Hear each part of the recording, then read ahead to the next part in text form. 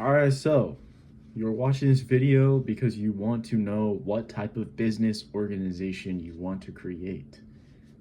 I'm here to help. Let's jump right into it. So we're going to be going over all of these major forms of business organization: sole proprietorship, general partnership, limited liability partnership, corporation, S corporation, and limited liability company. So number one is a sole proprietorship. It is basically a one-person business that is just stating that you are conducting business, basically. You need it legally. You need to legally register yourself as a business. In this form of business, the owner is completely liable for everything and is basically just an attachment to the owner. The advantages are that it's easy to start, the owner has full control over the business, and that the owner retains all of the profits. The disadvantages are the fact that you're still personally liable for all of the business debts and losses, and that funding is limited because it's all just funded by your personal finances. Next is a general partnership. A general partnership is a business structure where two or more people share the profits, losses, and liabilities of business. Each person in the partnership is equal and they have equal responsibility. Think of it kind of like getting married, but as a business. The advantages are that it's easy to start. The fact that you have multiple partners, you can raise capital easier, and so you share operation costs. And it qualifies for tax deduction. The disadvantages are that you still have personal liability, and you can also be personally liable for the other person's shortcomings. So you really want to make sure that you know who you're doing business with if you're going to start a general partnership. Next is a limited partnership. It is a business structure with one general partner and one limited partner. A general partner is basically like a sole proprietor. They have liability for the business and they manage the business. And the limited partner is limited liability. Basically, that means the only losses they would incur is the investment that they've put into the business. So they're not liable if the business messes up, basically. They're just an investor. The advantages to this: the limited partners are only liable up to the amount they have invested. Profits and losses are passed through to the partners, avoiding double taxation, which is very good. It's also easy to raise capital because there are lots of people that are looking for passive investment, and this allows them to have a limited amount of risk when investing in a company, or in this case, a partnership. General partners are personally liable for business debts and obligations. Another disadvantage is that limited partners have little to no say in the management of the actual company. So if you plan on investing in a limited partnership, you need to make sure that the partnership you are investing in is going to do well. You want to do your research because you have little to no say. You want to know the person you're doing business with, basically. And it can also have a little bit more legal and regulatory requirements. Boom! Let's continue. Limited liability partnership. LLP is a business structure where every partner has a limited personal liability for debts in the partnership. This means if your partner screws up in your partnership, you're not liable for their shortcomings.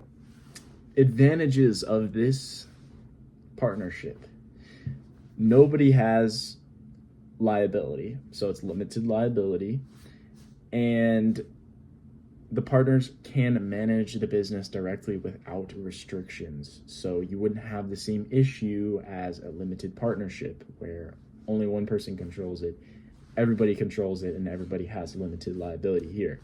So if you can, probably suggest starting this type of partnership if you can. We'll get to that in the disadvantages. It also benefits from pass-through taxation, and so you're only taxed on the income you receive from the partnership and not the partnership as a legal entity and your income. So some disadvantages of limited liability partnerships is that they're not always available in all states, and some states have restrictions on them. It really just depends on your state, but you can only go into them if you have law or accounting businesses. It can also require more paperwork and regulatory compliance, and partners may still bear some liability for professional misconduct or negligence of other partners. So you're not totally safe. You still got to keep your partner in check, but generally you'll be okay. It's also a little less stable than a corporation, and so if you want financing, it might be a little more tough to do that. Yeah. Next up is the big one. It is corporations. Basically, a corporation is a separate legal entity. So basically, it's like its own person, if that makes sense. You can, instead of doing legal action under your name, you're doing legal action under like a business, and it's completely separate from you. So if the business fails, then you're not going bankrupt personally as well. And it is owned by the shareholders as well. So it is very easy to gain capital in a corporation. So this is where stock comes in. So you see all these companies that they have stock available to be publicly traded. This is what they are. They're a corporation. And so shareholders, as you probably know, they're not going to be personally liable for the business going under. You know, you're not going to come for somebody, you're not going to come for somebody's house because they invested in like Coca-Cola and Coca-Cola failed. You're not going to do that. And so if a company fails, you only lose the amount you've invested in it. It is beneficial because it can raise a lot of money. It can raise a lot of capital by selling the company's stock, which also makes it very, very easy to transfer ownership because you're just transferring stock around. And also, profits are taxed as income to shareholders. So you get a pretty juicy tax break on that.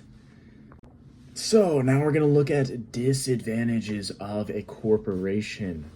Unfortunately, corporations, since they are a separate entity than a person, they get taxed twice. So they get taxed on their profits, and also shareholders are taxed as well. So that you get taxed 2 times, a lot. You get taxed a lot. Also, setting up a corporation, it takes a lot more time, money, and legal work compared to everything else. You also have to adhere to strict regulations to make sure there's no malpractice. You also have the potential of being bought out by another entity. So you could potentially lose control of your company, which is not the greatest thing in the world. But, there's risks and there's losses. Yeah. Next, we'll be talking about an S corporation. S corporations are a business entity which elects to pass business income and losses through its shareholders. So the shareholders are responsible for paying individual income taxes on this income that they receive from the business. And so this dodges the double taxation from a regular corporation. Advantages, I just mentioned avoiding double taxation. People's shareholders' assets are also protected from business debts and liabilities. And the S corporation shareholders only pay self-employment tax on their salaries, and that can reduce tax liability. The disadvantages to an S corporation is that they're only limited to 100 shareholders who must be U.S. citizens. So it's going to be a lot smaller than just a regular corporation. They also have to follow very strict regulations, just like a corporation. And they can only issue one class of stock. And so it won't be as flexible when you raise capital. Next, we're going to talk about classic LLC.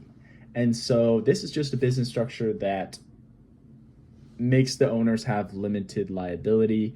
It's basically like a better option for a sole proprietorship or a general partnership because you don't have liability and you get the tax benefits of a partnership or a sole proprietorship. It's pretty popular among small to medium-sized businesses and freelancers because it offers a flexible structure and tax advantages. So the advantages, of course, are the limited liability aspect of it. You avoid double taxation, which is the tax benefit part, because the income is flowing directly to your personal tax returns. They also have fewer legal requirements compared to corporations. You still have some requirements, but it's a lot less for that limited liability aspect of it. And you can also have an unlimited number of members and owners. So it's a lot more flexible than just sole proprietorship or partnership. The disadvantages are that LLC members have to pay self-employment taxes on their share. Generally, self-employment taxes are a little bit more. Regulations and fees vary by state. So whether you want to start an LLC in your state really just depends on your state, but it's going to cost different things. It might be a little more difficult in the state you live in. It really just depends on the state you live in, and you just gonna have to look that up. It also may be less attractive to investors because you can't issue stock on a LLC. And they require formation fees, annual filings, renewal fees that sole proprietorships and partnerships may avoid. So you're going to pay a little bit to get those benefits of limited liability. I know this wasn't on there, but I still wanted to include it. We have franchises, which are like Chick-fil-A, McDonald's, any of these chain restaurants.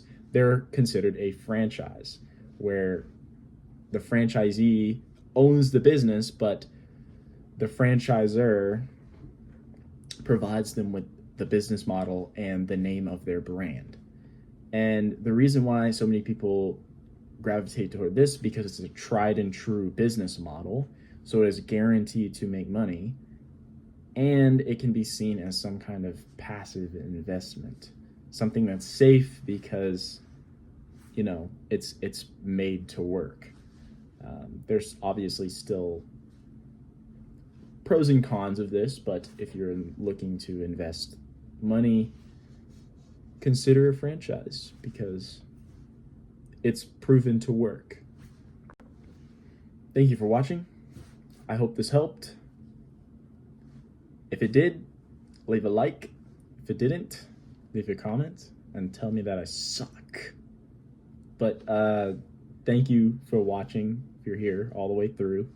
I hope this gave you insight on the different types of businesses, and hopefully it'll help you decide which type of legal business you want to start.